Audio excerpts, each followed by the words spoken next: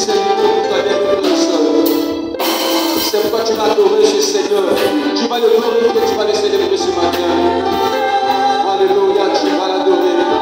Béni sois-tu Jésus, tu es bon pour nous Seigneur. Tu es adoré, tu es glorifié. Ton nom est puissant, ton nom est Emmanuel. Ton nom est l'agneau de Dieu qui règne au plus haut des cieux. Béni sois-tu. Alléluia, merci Jésus.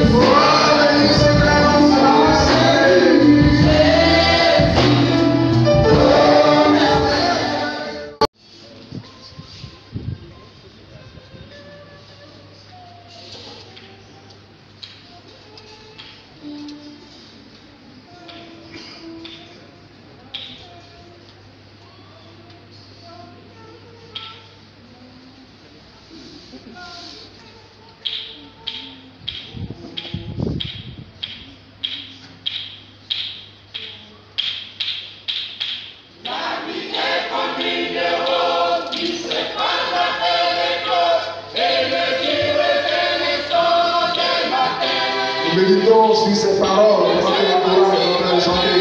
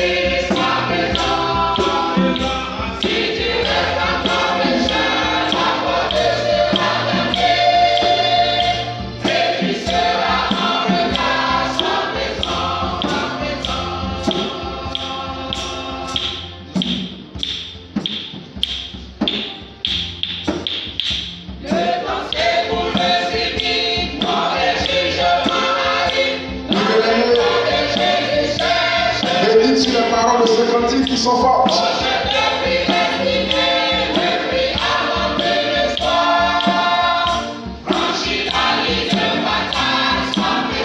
Ah, c'est vrai, c'est vrai.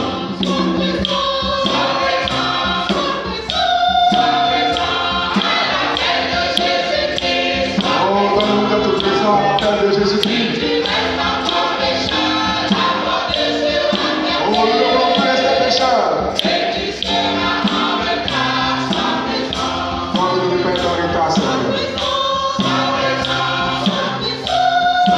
Mon frère, sois présent. À l'appel de Jésus-Christ, sois présent.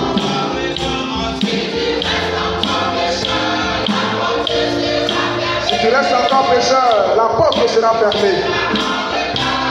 Et tu seras en retard.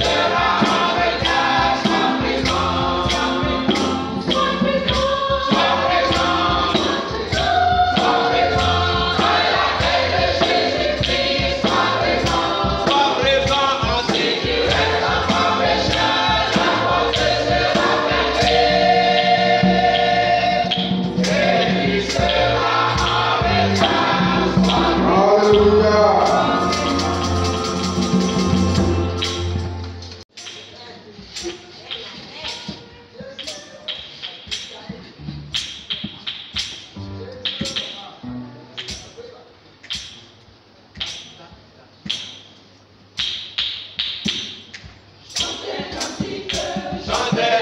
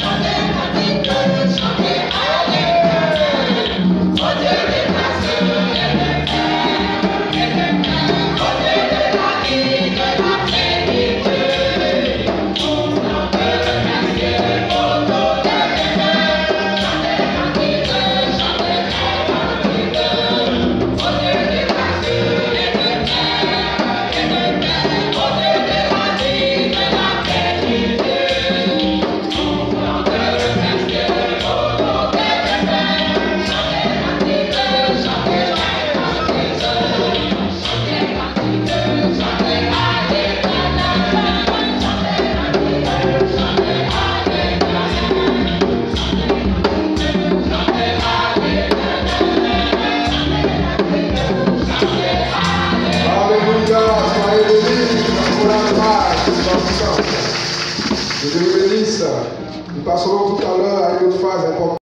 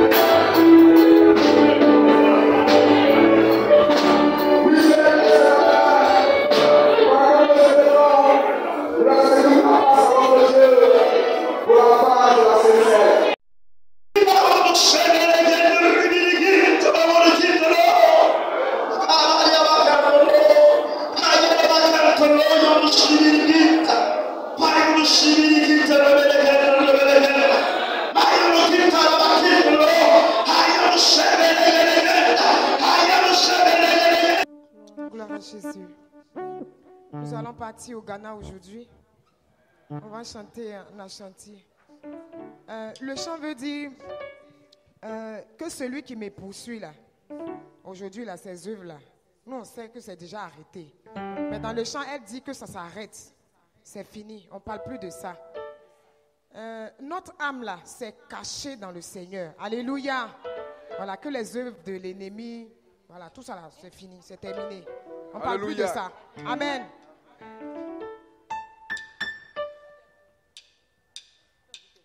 Mawana kamuduno, eredi mawansana o. Mawana kamuduno, eredi mawansana. Mawana kamuduno, eredi mawansana o. Mawana kamuduno, eredi mawansana. Ao euradi yeswe umuna miti miramashe ajikwa jimyo. Ao euradi tetie umuna miti miramashe ajikwa jimyo. Fria fue kopi matoye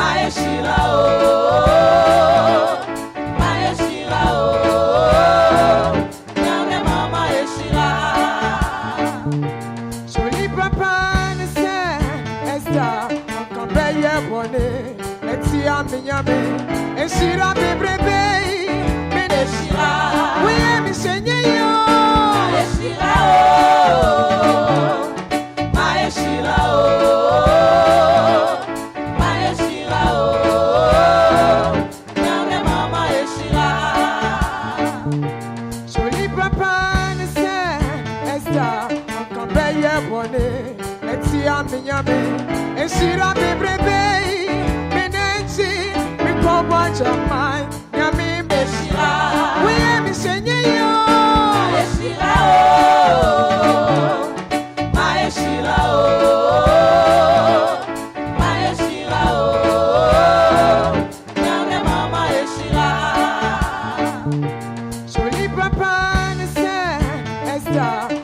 campé bonne, et si a migname, et si la bébé, menenzi, mi combat jamais.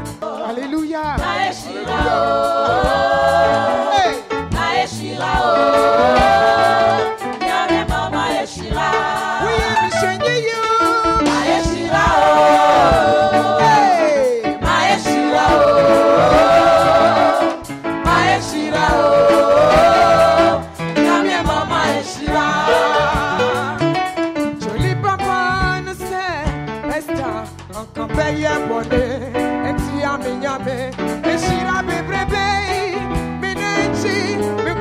Jamais,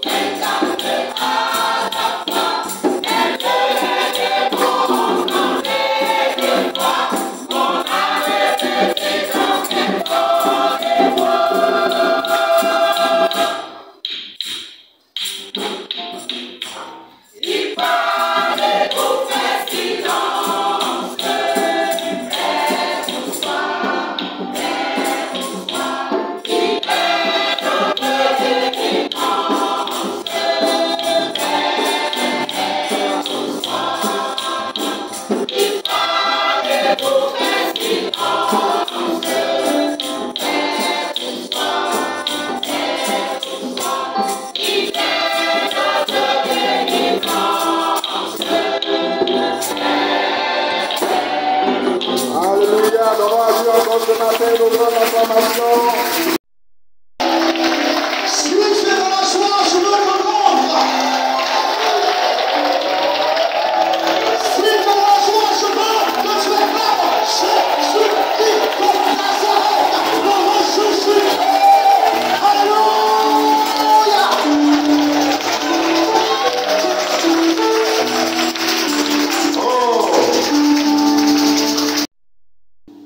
Je renvoie, non, d'abord gagner la chorale et le groupe musical. Parce que ce que je sais, si Jésus-Christ descendait en personne, physique, parce qu'il est là l'esprit, amen, il y aura des balles qui allaient être dressées. Laissons Jésus-Christ. Si le président, sinon, le ministre des Finances de la Côte d'Ivoire, nous avons fait tout à l'heure dans cette salle. Chacun a écrit dans sa part pour se faire remarquer, pour que le ministre a pas dit, ah, petit, tu as crié. Non, dit Jésus-Christ, la gloire de Jésus. Et il y a certains qui sont assis, il y a certains qui acclament avec toute leur faiblesse. Il y a certains même qui n'osent même pas pousser et qui ne demeurent. Je me pose la question de savoir, il a-t-il qui vient faire une boîte? Le souffle de vie que tu as, tu connais le prix. Si on te donnait la facture d'une seule journée, peux-tu la payer? Mais chaque jour, il veille sur toi. Il n'est pas briconnable du danger. Lorsque sur le chemin tu marches et qu'il y a un danger, il te précède pour te protéger. Et tu l'acclames avec tout ton pouvoir de faiblesse. Je ne t'ai pas encore vu acclamer Jésus-Christ. Je veux que les femmes descendent, les jeunes,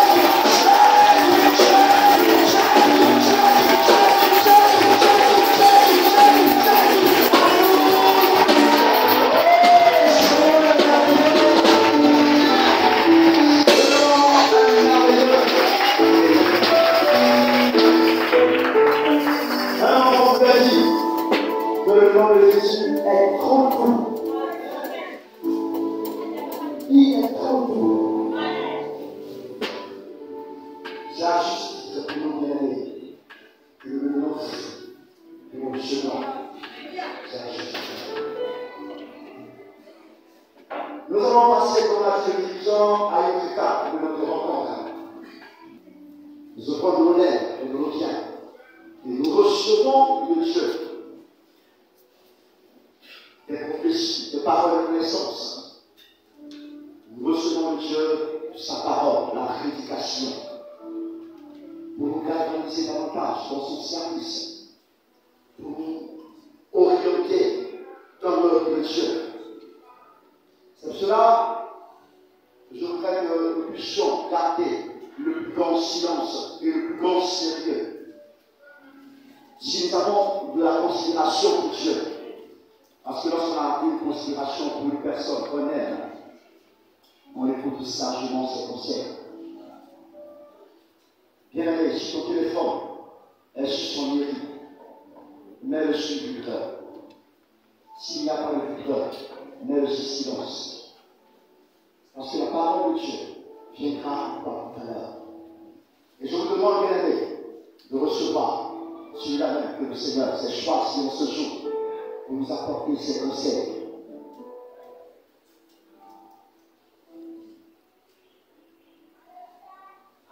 Amen. On est prêt. Est-ce qu'on est prêt? On reçoit ici le responsable. Assalé et Chevet.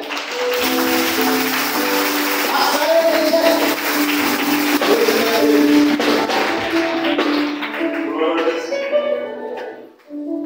C'est un joie pour moi ce matin de m'être béni dans la présence de Dieu pour parler de sa part. Ce qui me réjouit encore ce matin, bien aimé, c'est que chaque dimanche est particulier. Parce qu'en chaque dimanche, Dieu oriente le culte comme bon lui semble pour se glorifier et pour réjouir nos cœurs.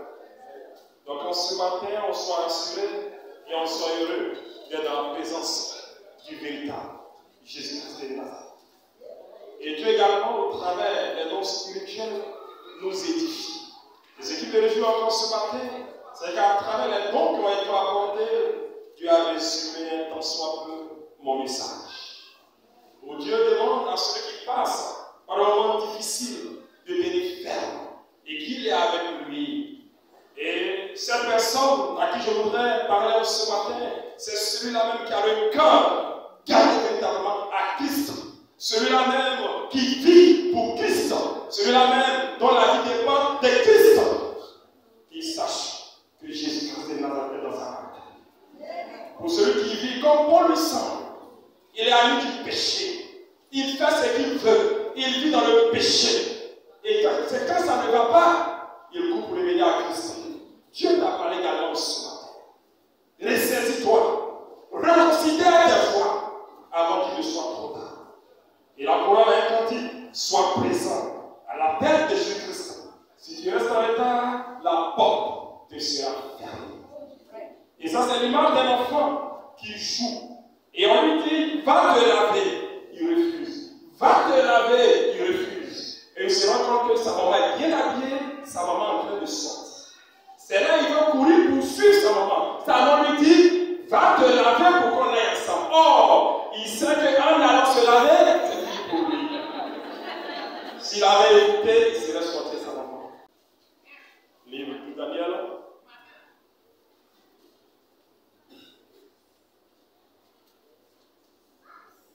Ancien Testament, chapitre 6, verset 10 à 16.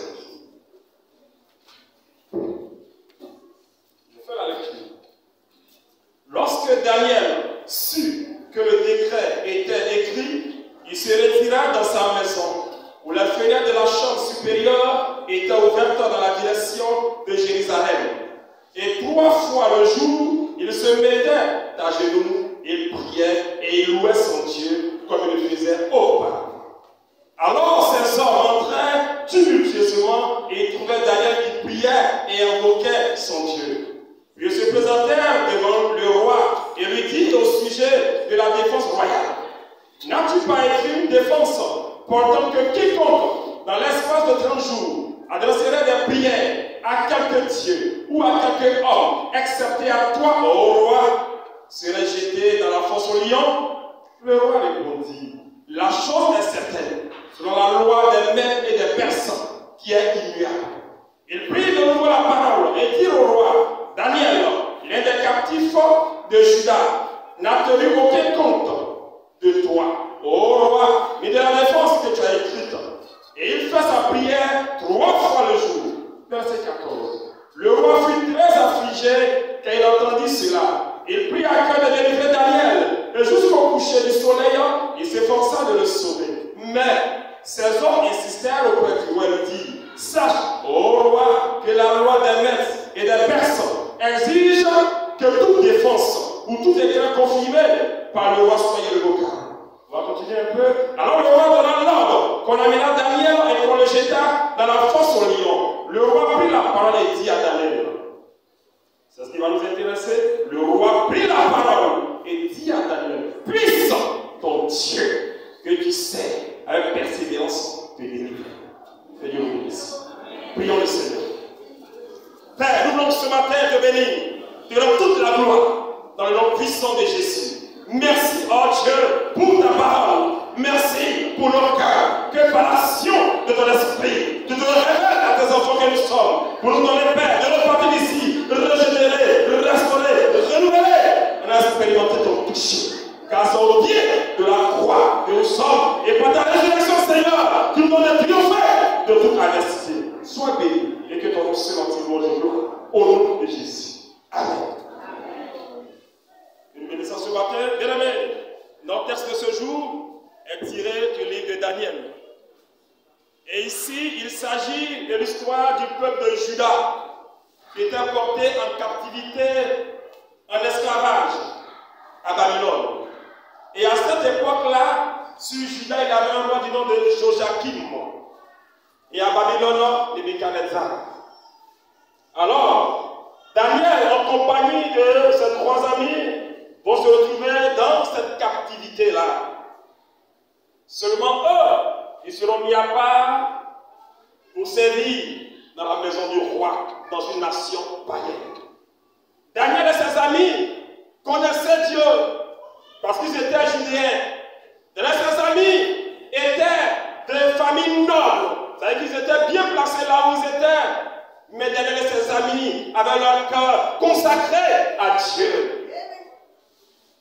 Et ces personnes, soucieuses d'accomplir fidèlement et pleinement les tâches à eux confiées, ils auront la faveur des différents rois qui vont se succéder sur Babylone. Il avait Nebuchadnezzar, il avait Belshazzar, il avait également Darius. Et cela par la grâce de Dieu. Quand bien même ils étaient en esclavage, Dieu permettra que ses serviteurs trouvent grâce aux yeux des différents rois. Et à cette époque-là, Darius, qui était roi, il va établir Daniel. Il avait un projet d'établir Daniel au-dessus de toutes les autres autorités. Donc que tu es enfant de Dieu, tu vas beau vivre l'ennemi, tu vas beau satisfaire le diable, il sait que tu ne lui appartiens pas. Donc cette élévation, cette promotion que Daniel devra connaître va provoquer des sentiments de haine, de jalousie de ses proches collaborateurs. On peut voir ça si on lit un peu plus haut, des versets 1 jusqu'à 9. Collaborateurs qui vont chercher à le faire accuser. On leur dit final, vous allez se débarrasser de Daniel en le faisant jeter dans la fosse au lion. C'est parce que tu es avec nous qu'à tout moment, on te fait confiance. C'est parce que tu es avec nous à tout moment que le roi te fait appel. Or, tu n'es pas les nôtres. Alors, on va pousser le roi à prendre une décision, un décret. Et au travers de cela, il fallait disqualifier Daniel. Or, à Babylone, lorsque les responsables, lorsque les autorités poussent le roi à prendre une décision, cette décision-là est irrévocable. Même le roi ne peut plus revenir contre sa signature. La loi des Mèdes et des Perses. Qu'est-ce que Daniel va faire? Comment va-t-il réagir?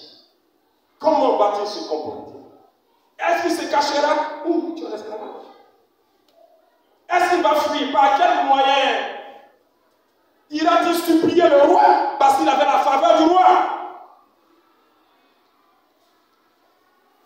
Ou bien ira-t-il voir des personnes bien placées dans le royaume? Je vous en supplie, allez intervenir auprès du roi afin qu'il me fasse grâce. Rien de tout cela.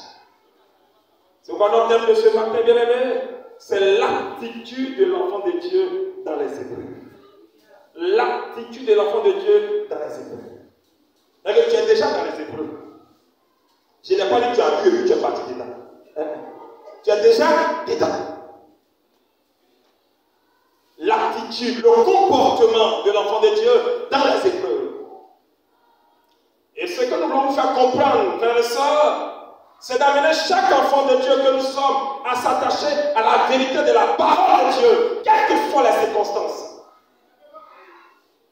Et également de comprendre que Dieu se souvient toujours de ceux qui lui sont fidèles.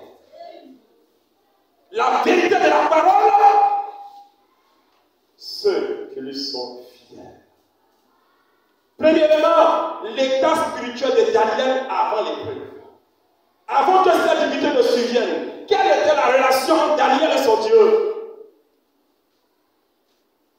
Donc lorsque Dieu livra Juda à Nebuchadnezzar, roi de Babylone, donc comme je l'avais dit, ce roi-là va prendre à son service des personnes qui étaient des jeunes gens, parce qu'il ne fallait pas prendre n'importe qui, de belle apparence, qui étaient en bonne santé et qui avaient reçu une bonne éducation. L'ennemi sait qui tu es. Afin que ceux-là, on puisse leur apprendre la culture, on puisse les enseigner dans la loi des Babyloniens. Ils arrivent qu'ils appartenaient à Dieu, mais ils sont venus. Pour qu'ils soient au service du roi, il fallait qu'on leur enseigne certaines choses. Alors, ils vont leur donner des enseignements afin qu'ils soient prêts pour servir dans la maison du roi. Et lorsqu'ils ont reçu ces enseignements-là, pour qu'ils deviennent totalement citoyens des Babylones, il fallait qu'on leur donne de nouveaux noms. Alors Daniel, ils vont lui donner le nom Belchazzar. Or, Daniel signifie Dieu est mon juge. Il y avait Anania, dont le nom également signifie le Seigneur fait grâce. Il va lui donner le nom de Shadrach. Michaël, qui signifie égal à Dieu, lui donne le nom de Meshach.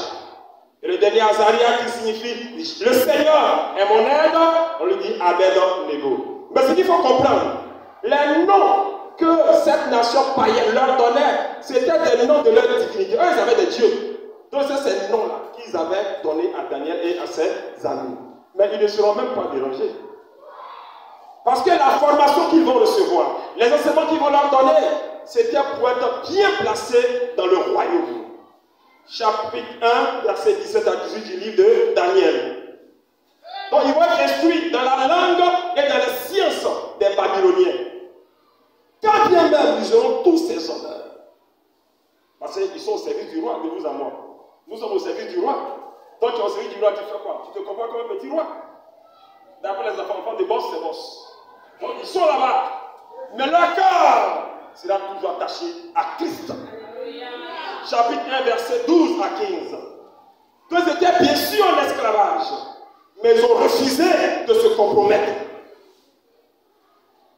À tel point que, puisqu'ils sont restés sincères et dignes, Daniel sera puissamment utilisé par Dieu pour interpréter des songes. Le roi était troublé. Chapitre 1, verset 19 à 20. Dieu va dire pour interpréter des songes. Décrypter des écritures mystérieuses. Une main venue de nulle part, écrit sur un livre. Il ne comprenait pas. Il fallait encore Daniel. Donc, à aucun moment de la captivité, à aucun moment de l'esclavage, Daniel et ses amis n'ont renié Dieu. Ils n'ont pas abandonné la main de Dieu. Pourtant, ils étaient au milieu des convertis. Pourtant, toutes les conditions étaient réunies pour eux de dire, bon, c'est pas grave, Dieu même il est amour, il sait que c'est Dieu où on est là. Non. Donc, à l'exemple de Daniel et de ses amis, toi, enfant de Dieu en ce matin, devant les épreuves, devant les situations difficiles, devant des événements qui mettent en péril ta foi, comment te comportes-tu? Daniel avait une bonne relation avec Dieu. Daniel était consacré à Dieu. Daniel s'était abonné entre les mains de Dieu. Ainsi que même quand il avait l'épreuve, son cœur n'était point troublé. Souvent, on dit, tu vois, moment, droit dans l'œil, il n'y en a pas qu'un. Tu vois, bof, plaire à l'ennemi. Il sait que ton cœur ne lui est pas consacré à 100%. Par moment, il va te trouver. Et lorsque le mot sera favorable, il va t'abandonner. Donc c'est pourquoi ce matin, il faut que tu comprennes. Ou bien ton cœur est entièrement à Christ, ou bien ton cœur est entièrement à Satan et à ses démons. Ah, il ne joue pas. Ah, ce ne sont pas les enfants de cœur. Et Daniel le savait. Deuxième élément, l'attitude de Daniel dans l'épreuve. Avant l'épreuve, il avait une bonne relation avec Dieu. Avant l'épreuve, Daniel était utilisé par Dieu. Avant l'épreuve, Daniel était consacré à Dieu. Et lorsqu'il y a eu l'épreuve, comment il s'est comporté? Et à travers cette histoire, nous devons comprendre que Jésus-Christ de Nazareth nous réserve une place d'honneur dans ce monde. Le nom que tu portes là, il est puissant. Le nom que tu portes là, il est glorieux. Donc quand tu t'affirmes, quand tu dis que je dépends, j'appartiens à Christ, sache que tu as une place d'honneur dans ce monde-là. Et le Satan n'aime pas cela. Car il sait que Christ t'a fait passer de l'esclavage à la liberté, du péché à la délivrance, des ténèbres à la lumière, pour devenir serviteur du Dieu grand et vivant. Quelle grâce! Romains 8, verset 16. Parce que Satan sait qu'il ne peut plus t'attraper. Il sait que là où il te manipulait, là où il te possédait, tu as triomphé de cela. Donc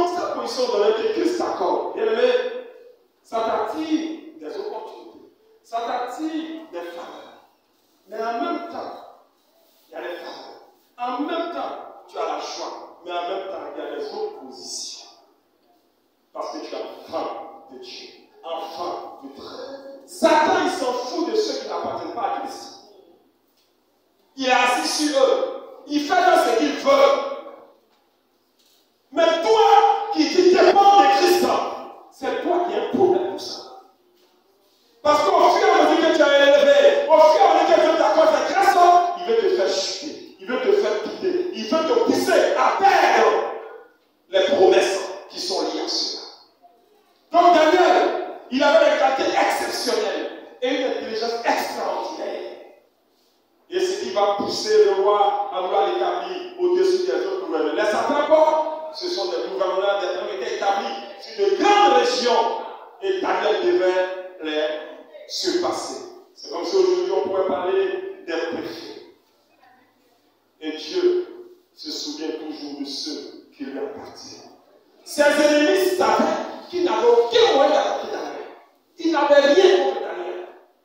Ils ont tout fait, ils ont fouillé, péché, Daniel était consacré. Ils devaient l'attaquer, ils ne pourront pas.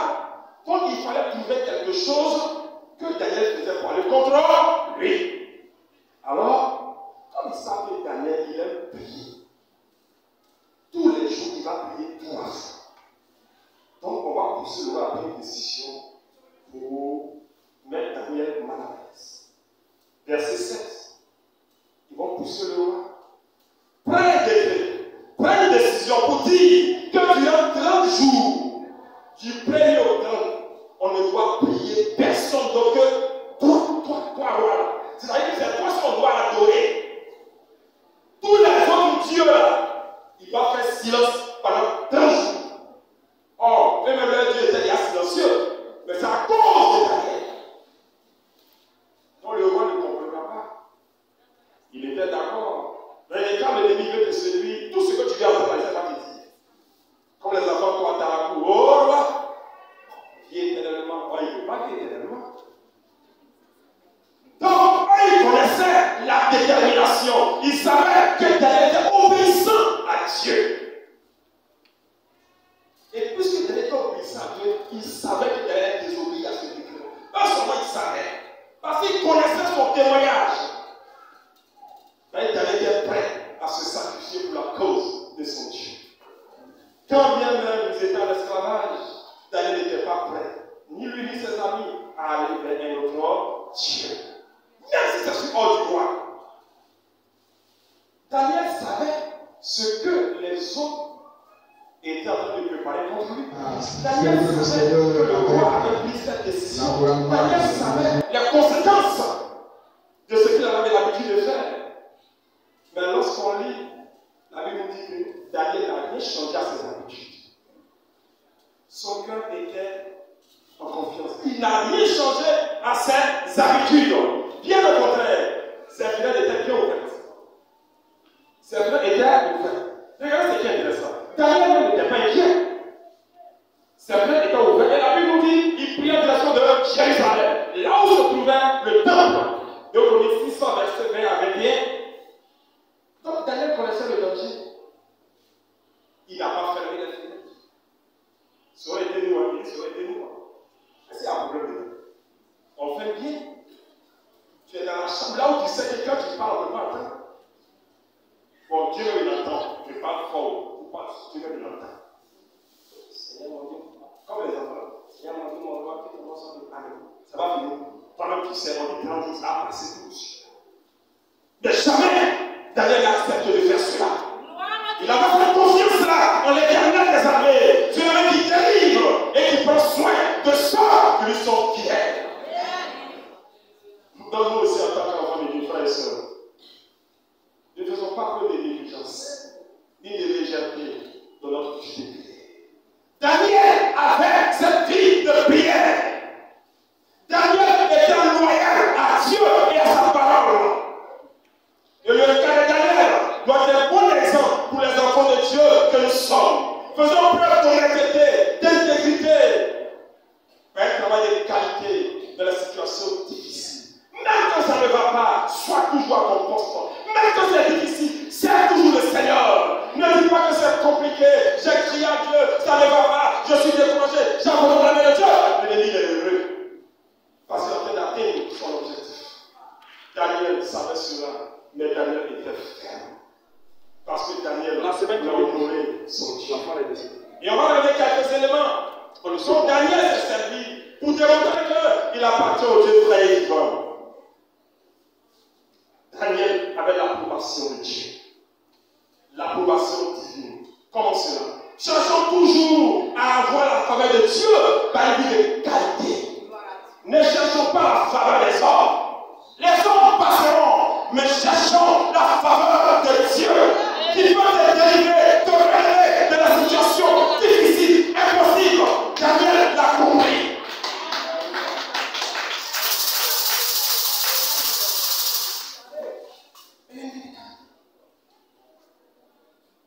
Souvent on cherche la faveur des hommes.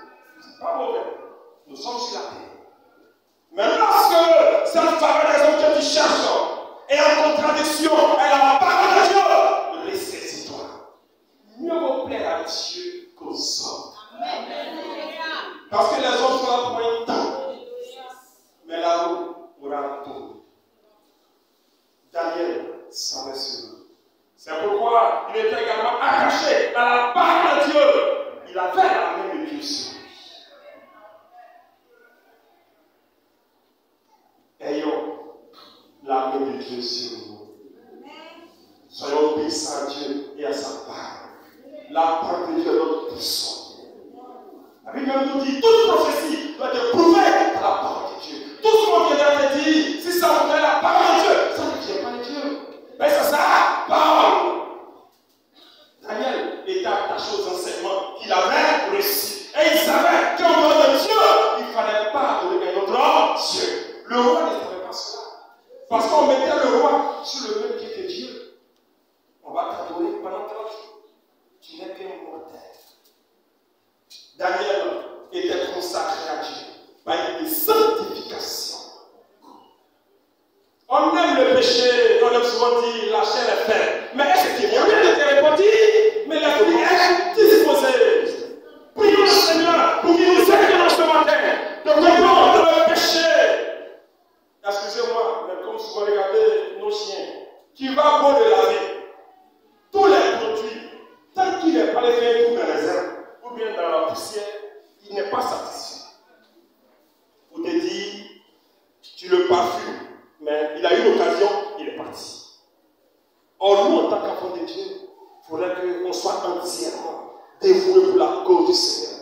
Nos cœurs puissent lui appartenir par un témoignage vivant. 2 Chroniques, chapitre 16, verset 9 nous dit que les regards de Dieu sont tournés vers la terre pour soutenir ceux dont le cœur est tout entier à lui. Quand ton cœur est consacré à Dieu, Dieu te connaît. Et pour cela, le roi, il n'était pas convaincu, mais il avait du respect pour Daniel. Le roi avait de la considération pour Daniel. Mais c'est lui qui a signé. Il connaît les conséquences. Ils l'ont trompé. Mais tout ça était le plan de Dieu. Pour que Dieu se glorifie. Donc souvent ce qui nous arrive là, ne nous lamentons pas. Soyons heureux quelles que soient les circonstances. Hé Seigneur, pourquoi moi? Hé Seigneur, c'est difficile. Ah oui, bagage tu ne veux pas prendre, Dieu ne va pas te prendre.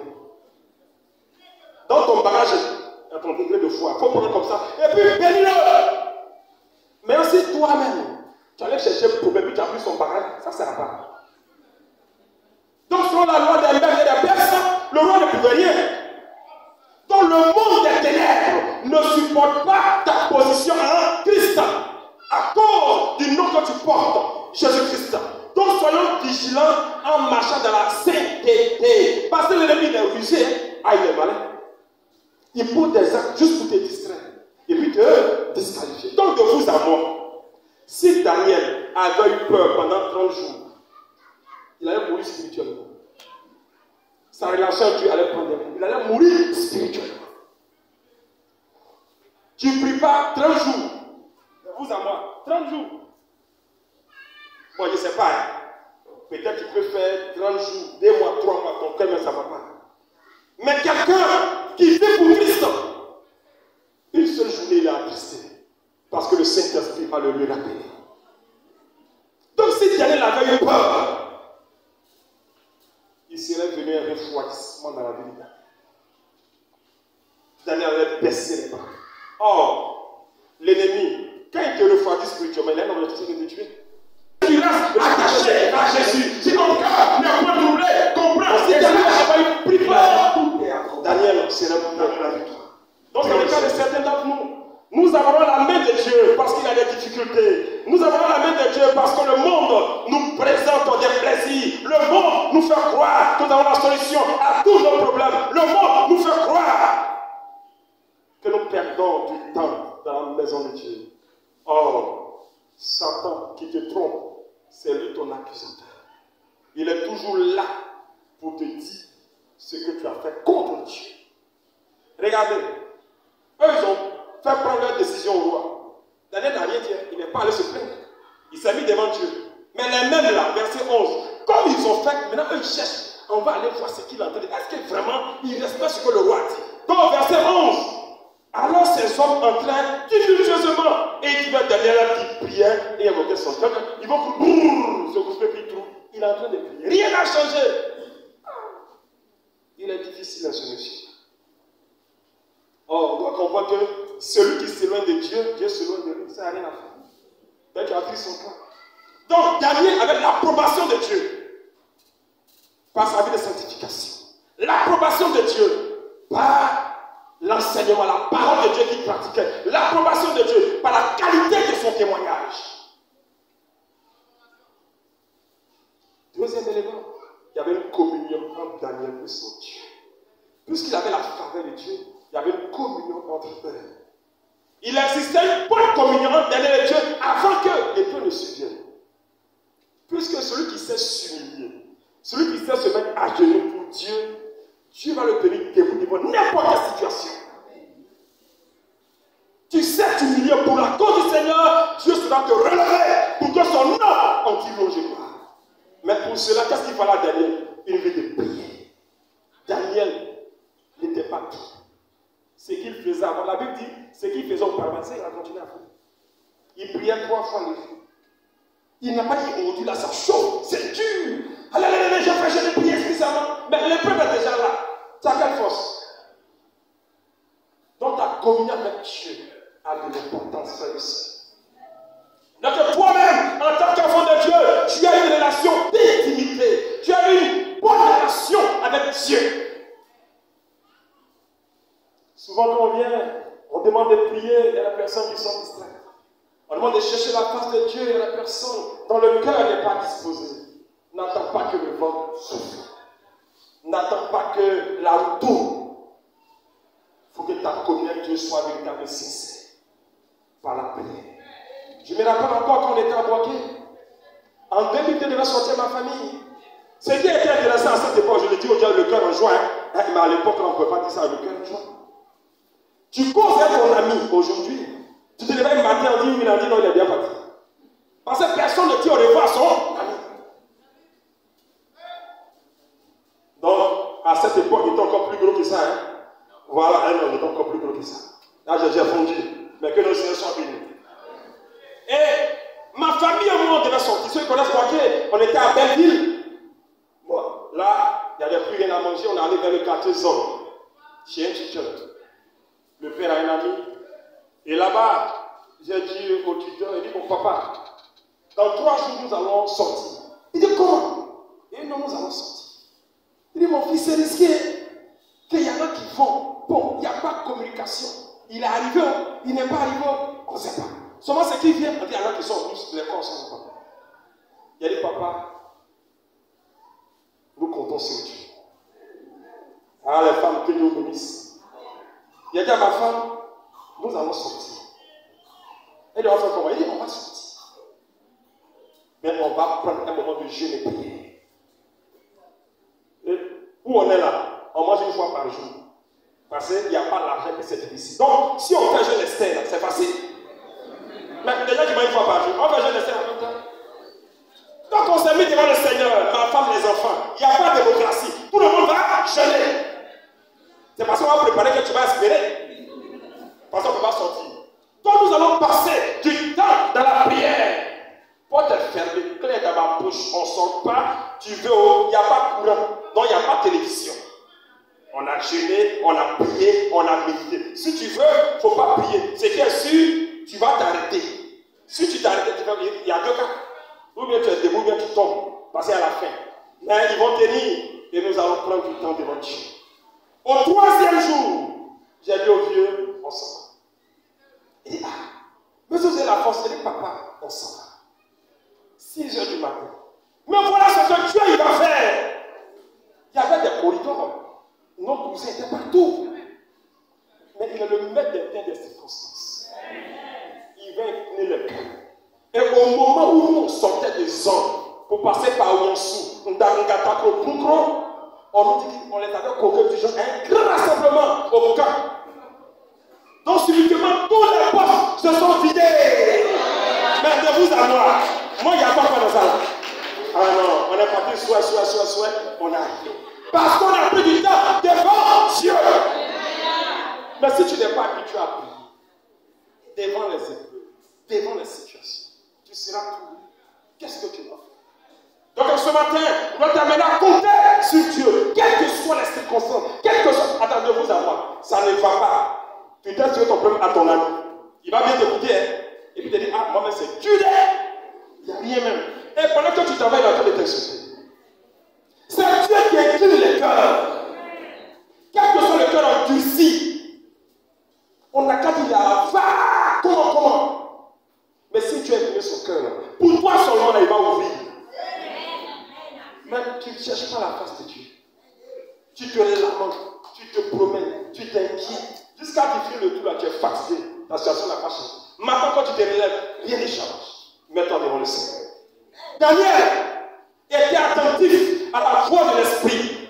Parce qu'au verset 3, il est écrit, Daniel surpassait les chefs et les satrapes parce qu'il avait en lui un esprit supérieur. C'est Dieu qui te donne cet esprit supérieur. Parce qu'il n'y a rien à faire. Celui qui est rempli de la présence de Dieu, il est différent des autres. C'est pourquoi, frères et sœurs, ne joue pas à ta adversaire Dieu. Quand tu es rempli de la présence de Dieu, tu es différent des autres. Et l'ennemi même le sait. Le cas de Joseph. Quand Pharaon était troublé, ils sont venus lui dire tout. Mais il a dit, n'y a-t-il pas quelqu'un qui est rempli de l'Esprit de Dieu? N'y a-t-il pas quelqu'un qui est rempli de l'Esprit de Dieu? Ils sont tournés vers Joseph. Soyons remplis de la présence de Dieu. Jour et nuit, soyons en communion parfaite avec Dieu. Et Daniel, l'élément dernier, il avait une foi à toute épreuve. Il avait une vie de prière. Il était rempli de l'esprit. Et Daniel avait une foi à toute épreuve. Daniel savait compter sur Dieu. Aucune circonstance, aucune loi, aucune décision ne doit t'empêcher d'entrer en communion avec ton Dieu. Même si on dit ça ne va pas, qu'on ne doit plus se réunir, on ne doit plus tenir les rassemblements pour chercher Dieu. Mais toi, rien ne doit te troubler, car ton Dieu est le maître des temps et des circonstances. Ayons la conviction qu'on appartient au seul et vrai Dieu vivant qui nous donne toujours l'assurance de triompher. Il y a une jeune sœur qui a fini son stage. On dit qu'il n'y a pas de travail. Il n'y a pas de travail. Et on lui dit, pour avoir du travail, il faut se contrôler. Il faut coucher avec le patron, ou bien il faut donner de l'argent. Donc elle s'est débrouillée dans cette entreprise. On ne lui donnait pas grand chose, même pas tous les jours. On lui disait, vas-y pour enrichir ton CV, le club viteux. Et vers la fin de l'année, le patron de l'entreprise leur dit, ou on donne bonne nouvelle à son ami là. Lui leur dit, c'est difficile, les affaires ne marchent plus, donc en début d'année, on va fermer l'entreprise. La jeune sœur était troublée. Elle n'avait pas embauché, elle était troublée. Juste à elle faisait qu'on paye son transport. Et on lui a dit, est-ce que tu crois en Dieu? Elle dit, non, c'est pas que on va matin là. Où c'est arrivé? On doit se lever et avoir une foi à toute épreuve, comprendre et savoir que la situation qu'on vit, Christ peut nous repositionner. Et elle a compter sur Dieu. Elle a déposé ses dossiers. On lui a dit, là où on dit à demande, il faut déposer son nom. Toi, tu déposes. Là où Dieu sait que tu pourras t'épanouir, elle va permettre. Elle va. L'exaucement ne vient pas d'un homme, ça vient de Dieu. Pour te démontrer qu'il est souverain. Lui, là-haut, moi, en bas. Il y a une semaine, la jeune sœur sera appelée dans son entreprise. Elle va faire son entretien. Comme d'habitude, elle a fini, elle est venue s'asseoir. On lui a dit, on va chercher la face de Dieu. Prions le Seigneur. Le vendredi, avant-hier vendredi, je suis quitté à la cellule, je vais rentrer à la maison. Vers 22h, je l'ai pris, elle est chez moi. Ah, tu fais pas ici. Le temps est parti, on dit on sort, on dit pas au dehors. Elle dit non, je suis venu te voir. Elle dit, ah bon, pourquoi? 22h, moi, il y a un problème. Elle dit, non, voilà ce qui vient de se passer. C'est-à-dire, pendant que je rentrais à la maison, la structure où j'ai fait le dernier entretien, on m'a appelé. On me dit, demain samedi, je dois venir construire le travail sur Abidjan. Et que je serai en temps d'observation. Ils vont voir, est-ce qu'elle maîtrise le travail? C'est pourquoi aussi en tant qu'enfant de Dieu, il faudrait qu'on soit attaché, comme je l'ai dit, à la vérité de la parole. En parenthèse, il y a un frère qui allait chercher travail. Ils l'ont appelé. Tu maîtrises l'ordinateur, il dit oui. Excel Word, il dit oui. On lui a donné l'ordinateur portable, on l'a déposé. Comme une peseur, ou on pèse des viales. Ils ont déposé, on dit bon, on lui a donné un ticket, il a donné la peine dans l'ordinateur. Or, c'était un tableau. Bon, il ne sait même pas comment on fait pour entrer dans Excel. Sorti le tableau, entretien est fini comme ça. On lui a dit, on te rappelle. Lui, mais c'est que quand on dit on te rappelle comme ça, c'est fini. Je lui ai dit, mais tu allais me dire pourquoi. Tu penses que tu peux tromper Dieu? C'est Dieu qui est écrit. Donc la jeune soeur est partie. On l'appelle vendredi vers, je ne sais pas quelle heure, à 22h, dans l'information. On lui dit, bon, tu vas commencer un essai de 3 mois. Et d'ailleurs, ce qu'on lui propose, pour dire prix de transport, tout, pendant 3 mois. Et après cela, si c'est concluant, un contrat en bonne et due forme. On lui dit, on va donner 80 000, juste pour commencer. Je lui ai dit, ma fille, il faut bénir Dieu, ou tu te mets si tu gagnes 20 000 francs. Mais voilà ce que Dieu va faire. Parce qu'elle a été obéissante. Elle n'a pas regardé à l'argent, elle a regardé à la faveur de Dieu. Quand elle est arrivée hier, le patron lui dit, parce que tu es arrivé avant tout le monde. Il lui a dit, il faut aller avant tous. On lui a dit 8 heures. Il dit, quelle 8 heures? 7 heures, elle était là. Elle est arrivée avant tous. Le patron l'a regardé, il a laissé travailler une journée. Elle finit de travailler. Quand il regarde, il est convaincu. Il lui dit, le soir, ma fille, tu as couché. Amen. Ouais. Est-ce qu'elle a monté sur un homme? Non. Est-ce qu'elle connaissait ce monsieur-là? Non. Son père était où? Il est perdu à moi dans le quartier là-bas. Mais Dieu a orienté les choses. Parce qu'avec foi à toute épreuve, il a donné la force de triompher. Bien évidemment, quelles sont les conséquences de nos attitudes? Le roi connaissait l'attachement de Daniel à son Dieu. Et maintenant, il a signé le décret. Et qu'est-ce que le roi va dire? Ah, l'ennemi. Le roi dit, verset 16 ans, puissant ton Dieu, que tu sais avec persévérance en te délivrer. Parce que lui, le roi, il ne pouvait plus rien faire. Il ne pouvait plus rien faire. Donc nous tous, on regarde maintenant Dieu. En verset Psaume 138 ans, Dieu n'abandonne pas l'œuvre de ses mains. Daniel sera jeté dans la fosse au lion. Mais le Seigneur, le Dieu véritable, va opérer le miracle. Donc le sort, c'est qu'ils ont décidé comme Daniel là. Dieu est bon. Hein? Ceux-mêmes qui ont poussé le roi là, ça nous décompte de l'homme. Verset 24. La Bible nous dit, Daniel lui-même, il n'est même pas arrivé quelque part là-bas même. C'est-à-dire que dès qu'ils l'ont poussé, ils l'ont mis dedans, les anges sont venus prendre soin de lui. Donc les lions même sont là et puis ils le regardent. Ils ne peuvent rien. Parce que Dieu a fermé la gueule de ses ennemis. Mais la Bible dit, ceux qui ont accusé Daniel, les lieux ils ont vu Daniel, ils n'ont pas pu. De vous dans le moment, ils ont fait. Dans la Bible dit, femmes, enfants, tout. Quand ils ont mis dedans là, les lions ne les ont même pas laissés toucher même le sol. Ils les ont attrapés quelque part là-bas en même temps pour briser les os.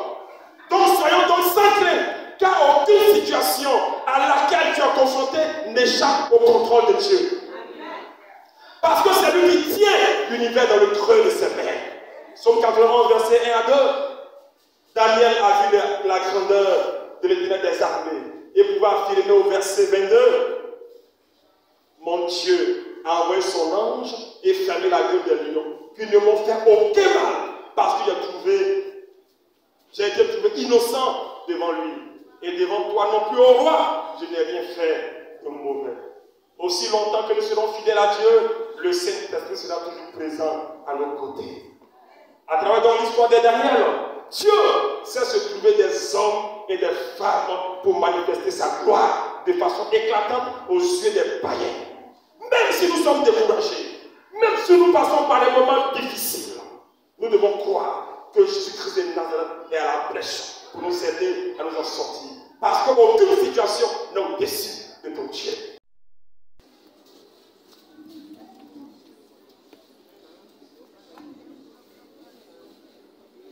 Nous voulons ce matin béni et levé, celui-là même dans le nom au-dessus de tout nom, celui-là même qui est Dieu, celui-là même qui n'a pas le poids de sa main.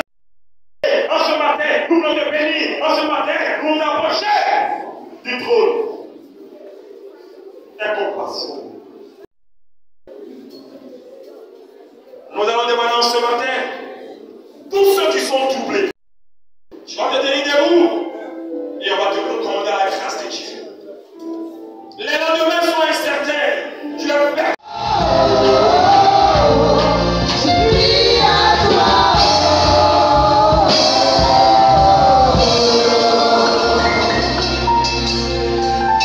Gloire à Dieu.